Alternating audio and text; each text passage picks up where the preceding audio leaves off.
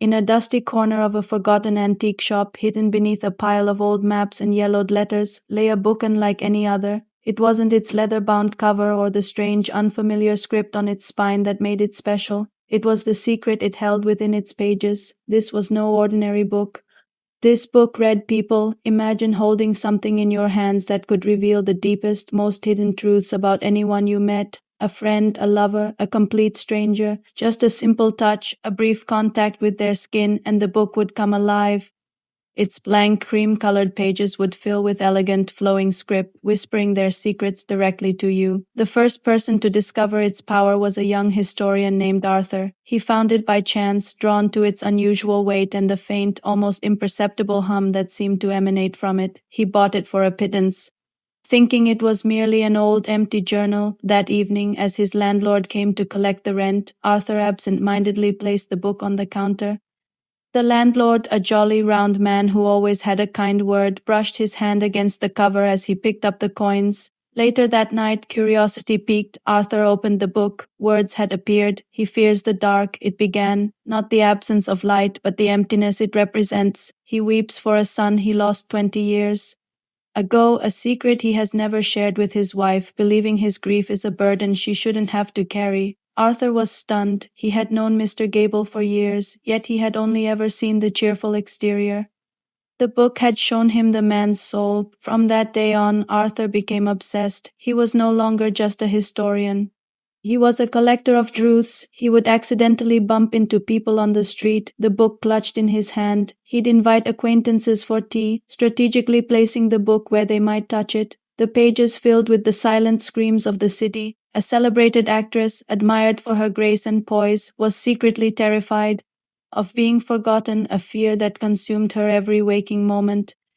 A powerful CEO known for his ruthless business tactics spent his nights building miniature dollhouses, a gentle hobby that was his only escape from the crushing weight of his responsibilities. A kind-hearted baker, famous for his generous spirit, was haunted by the guilt of a youthful mistake that had hurt someone he loved dearly.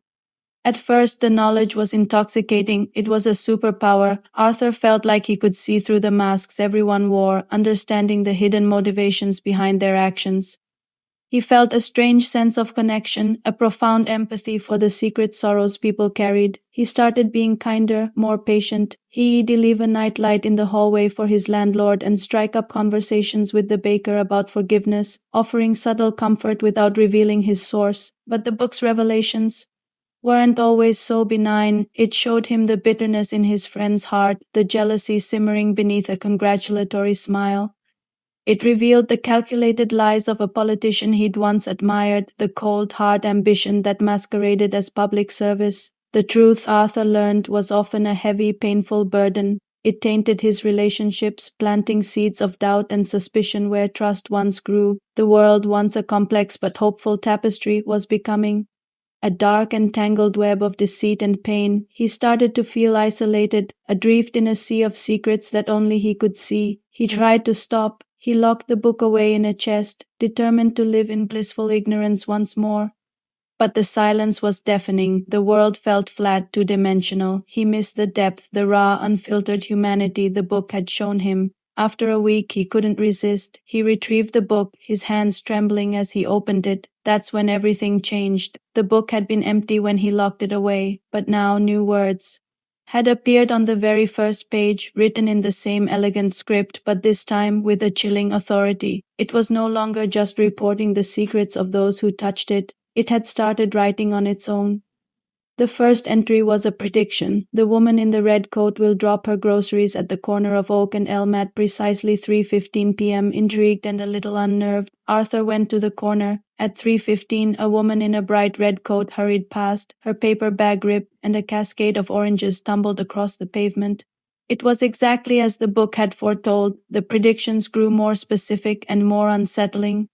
It foretold a minor fire at the library, a sudden stock market dip that would ruin a local investor, a car accident that would leave a young man with a permanent limp. It was no longer just a reader of souls. It had become a chronicler of fate. Arthur felt a cold dread creep into his heart. The power he held was no longer passive. It felt active, dangerous. Was the book simply recording the future, or was it somehow writing it into existence? He became a prisoner to the book, compelled to read its daily pronouncements. He was torn between the urge to intervene and the terrifying fear of altering a destiny he couldn't possibly comprehend. He tried to warn the investor but was dismissed as a madman. His attempt to prevent the accident only seemed to cause more confusion, and the outcome remained the same. He was a helpless observer of impending sorrow. The weight of this knowledge was crushing him. He grew gaunt, his eyes wide with a permanent look of horror. The book, it seemed, was feeding on his despair, its pages filling more rapidly with each passing day. He decided he had to destroy it. It was too powerful, too malevolent. With newfound resolve, he built a roaring fire in his hearth. He held the book over the flames, the leather cover already starting to warm in his hands. He took one last look, a final glance to steel his nerve, and then he saw it. On a fresh, clean page, a new entry was appearing, the ink still seeming to bleed into the paper as if it were being written in that very moment. It wasn't a prediction about a stranger or a revelation about a neighbor. It was a single terrifying line. It was a biography, and the next name it wrote was his own. Arthur Penhaligon. The script flowed, a man who craved truth but could not bear its weight. His obsession would be his undoing, fearing the knowledge he had uncovered. He would seek to destroy its source, not realizing that the story once begun must have an ending. Arthur froze, his hands suspended over the fire. The book wasn't just predicting his actions. It was narrating them in real time. He felt a chilling sense of inevitability, as if he were a puppet on a string, his every move already written, his fate sealed within the pages he held. He snatched the book back from the heat, his heart pounding against his ribs. He couldn't destroy it. How can you destroy a story you are a part of?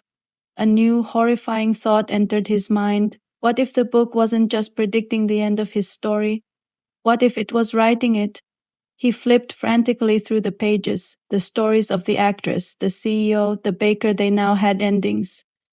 The actress, consumed by her fear, had a breakdown on stage. The CEO's secret hobby was exposed, leading to ridicule and his resignation. The baker, tormented by guilt, finally confessed his past mistake, shattering his family. The book wasn't just revealing truth.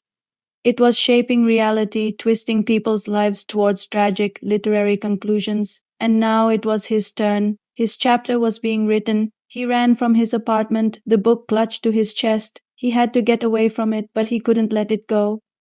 It was a part of him now. As he ran through the city streets, the words continued to form on the page. He ran, believing escape was possible. He did not understand that every step he took was merely a word on a page, leading him to the final sentence. What do you do when you discover your life is a story being written by a malevolent author?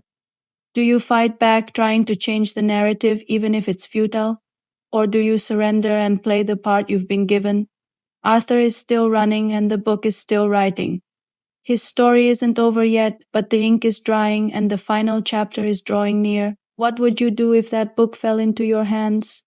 Thank you so much for watching. If you enjoyed this journey into the unknown, don't forget to like, subscribe, and hit that notification bell for more stories that question the fabric of our reality. See you next time.